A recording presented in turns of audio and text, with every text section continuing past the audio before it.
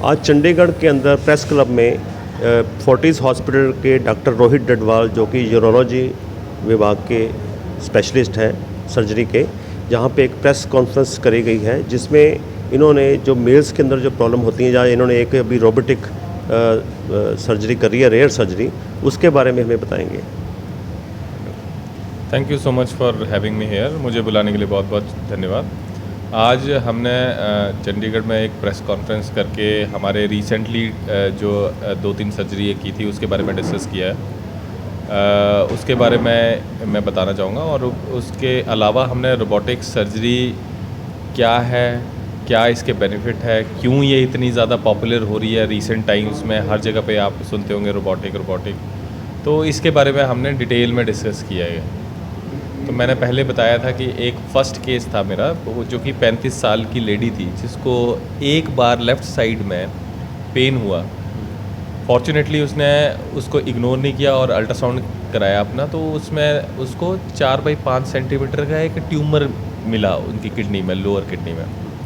आमतौर पे हम ऐसा करते थे पहले, ज़्यादा पहले नहीं, अभी रिसेंटली 4-5 साल पहले ऐसा किया जाता था कि इतने से ट्यूमर के लिए पूरी किडनी को निकाल दिया जाता था। बट हमने फिर ये देखा कि अगर यंग एज में या फिर ओल्ड एज में भी किडनी को निकाल दिया जाए, दूसरी एक किडनी को छोड़ा जाए, तो आगे आने वाले टाइम में अगर पेशेंट को शुगर हो जाए, हाइपरटेंशन से किडनी ख़राब हो जाए, या स्टोन बन जाए, या फिर ट्यूमर ही हो जाए उस साइड, तो पेशेंट की लाइफ बहुत दयनीय हो जाती थी, क्योंकि एक किडनी बची है और वो भी ख़राब हो गई तो वो डायलिसिस पे चले जाते थे या फिर ट्रांसप्लांट की बारी आ जाती थी।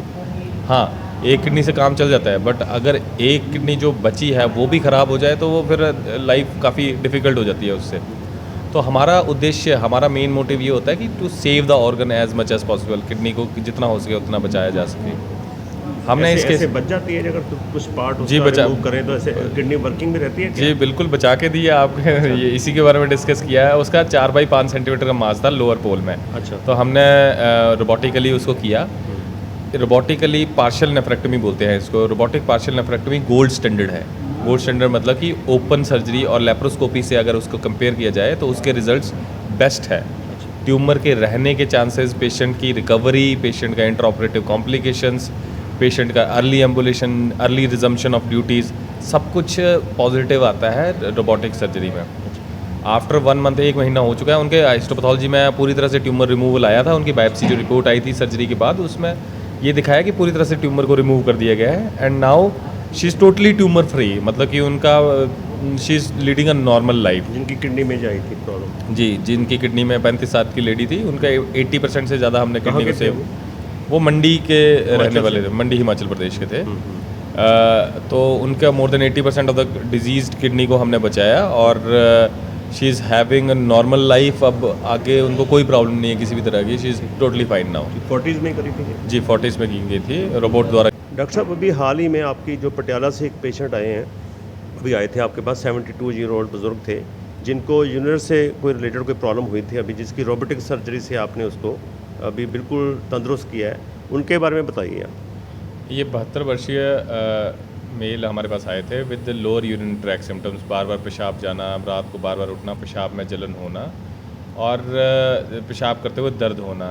ये इतने टाइम से एंटीबायोटिक खा रहे थे, अराउंड 10 साल से, कि इनके जो एंटीबायोटिक्स थी वो बेअसर हो चुकी थी। इनका जो बैक्टीरिया था वो रेजिस्टेंट हो चुका था हर तरह के ड्रग के लिए। पहले ये 6 बार ऑपरेट हो चुके थे, इंक्लूडिंग PGI। तो 6 बार इनकी सर्जरी होने के बावजूद ये इन पेशाब की समस्याओं से पीड़ित थे। बट हमने जब डिटेल में इवेल्यूएशन की तो हमें पता लगा कि इनके पेशाब की थैली में एक आउट पाउचिंग है, जिसे डाइवर्टिकुलम कहते हैं। एक पेशाब की थैली के साथ एक और थैली बनी हुई थी, जिसकी वजह से पेशाब करने के बाद उनका पेशाब अंदर रह जा रहा था, जिसमें बार बार इन्फेक्शन हो रही थी और ये इस तरह की दिक्कत आ रही थी। या तो बार बार इन्फेक्शन हो रही थी, इन्फेक्शन जा नहीं रही थी। तो हमने उनको पूरी तरह से इवेल्युएट करने के बाद पहले कल्चर को स्ट्राइल किया, इन्फेक्शन को मारा, फिर उसके बाद हमने रोबोटिकली उनके पेशाब के डाइवर्टिकुलम को हमने एक्सरसाइज किया। इंट्राऑपरेटिवली हमें 4 घंटे लगे। 4 घंटे की सर्जरी में अराउंड 150 cc तक ब्लड लॉस हुआ।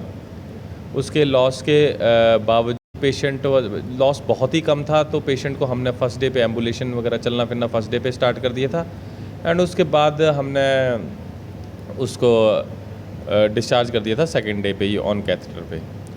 अभी पेशेंट पोस्ट ऑपरेटिवली जो उनकी हिस्टोपैथोलॉजी थी वो नॉन कैंसरस सब कुछ नॉर्मल आया है उनका एंड 1 महीने से डॉक्टर साहब, जो ये जो रोबोटिक एडेड सर्जरी है आपकी जो करते हैं, जिसकी आपकी स्पेशलिटी है, तो दूसरी जो मैनुअल सर्जरीज होती हैं उससे ये कैसे बेटर है और इसमें कितना एक्सपेंडिचर आता है? देखिए रोबोटिक सर्जरी हर चीज़ में बेटर बोलना तो ठीक नहीं रहेगा। हमें ट्रायल्स करते हैं, हम देखते हैं कॉस्ट टू बेनिफिट रेशियो किस चीज़ में ज़्यादा है। जैसे कि आपके कॉस्ट टू बेनिफिट रेशियो का जिसमें फ़ायदा होगा, जिसमें लागत कम है और फ़ायदा ज़्यादा है, उस केसेस में हम रोबोटिक सर्जरी को प्रेफर करते हैं। जैसे कि प्रोस्टेट में कैंसर, किडनी ट्यूमर में कैंसर, एक पेल्विक यूरेटर जंक्शन ऑब्स्ट्रक्शन जैसी चीज़ होती है, deep pelvis surgery, neurological problems जैसे कि डीप पेल्विस में जैसे गायनेकोलॉजिकल प्रॉब्लम्स हैं, ऐसी ऐसी चीज़ें हैं, ब्लैडर की सर्जरी होती है। ये सारी चीज़ें जो हैं, इन चीज़ों में रोबोट का बहुत ज़्यादा फ़ायदा है, क्योंकि इसमें हमारे बेनिफिट बहुत ज़्यादा है कॉस्ट के मुकाबले में। अदरवाइज हर जगह पे तो ये रिप्लेस नहीं करेगा, क्योंकि कुछ ओपन सर्जरी जैसे ओपन स्किन में कोई लीजन हुआ है, जैसे चमड़ी पे कोई दाग है, जिससे हमने उसमें रोबोटिकली करने का कोई फ़ायदा नहीं है, कोई मतलब नहीं बनता। तो ये पहला आपका आंसर हो गया। दूसरा, जो जिन चीज़ों में इंडिकेटेड है उन चीज़ों में इसलिए इंडिकेटेड है क्योंकि इसके बेनिफिट बहुत ज़्यादा है, क्योंकि आपका हॉस्पिटल स्टे बहुत शॉर्ट हो जाता है, आपकी पेन बहुत कम होती है, आपकी पोस्ट कॉम्प्लिकेशंस बहुत कम रहती हैं, आपका इंट्राऑपरेटिव कॉम्प्लिकेशंस पेशेंट के लिए बेटर है, सर्जन के लिए सर्जरी करना आसान है, जिससे आपका जो चीज़ें आप इंजन नहीं करना चाहते, जैसे मैं बताया, वो नहीं करते आप। ठीक है, राइट। तो इसका ये बेनिफिट है। और कुछ आप मैसेज देना चाहें कि आप ऑर्डिनरी जो जनता है हमारे, जिनको ये प्रॉब्लम हो सकती है, जैसे प्रोस्टेट की ग्रंथि बढ़ जाती है बुजुर्गों की, आमतौर पर 50 साल के बाद, उसके बारे में कुछ कहना चाहेंगे आप उसके बचाव के लिए? देखिए प्रोस्टेट जो है एक नॉर्मल ग्रंथि है, वो हर मेल में होती है। Prostate is accessory sex organ, वो पेशाब की थैली के नीचे होती है, उसका शरीर में काम है, इसलिए भगवान ने वो दी है। पेशाब का रास्ता उसके बीच से जाता है। जो प्रोस्टेट है वो उम्र के साथ बढ़ती है, वो हमेशा बढ़ेगी, वो सबकी बढ़ेगी। जैसे उम्र के साथ बाल सफ़ेद होते हैं, नज़र कमज़ोर होती है, मैं हर बार बताता हूँ, उसी तरह से प्रोस्टेट बढ़ती है। शरीर में एक ही चीज़ है जो बढ़ती है, तो this is side effect of being male. सबको प्रोस्टेट बढ़ेगी बट सब में सिम्टम्स नहीं आएंगे। तो प्रोस्टेट बाहर को भी बढ़ती है, अगर अंदर को बढ़ेगी, पेशाब का रास्ता अंदर से जाता है, तो उसको दबा देगी और उसको सिम्टम्स आना शुरू यूरिन नाली में प्रॉब्लम हो जाती है। यूरिन नाली में बार बार पेशाब आना, पेशाब की बाहर का कमजोर होना, करने के बाद खून करके टपकना, पेशाब आना, रात को बार बार उठना पड़ना, और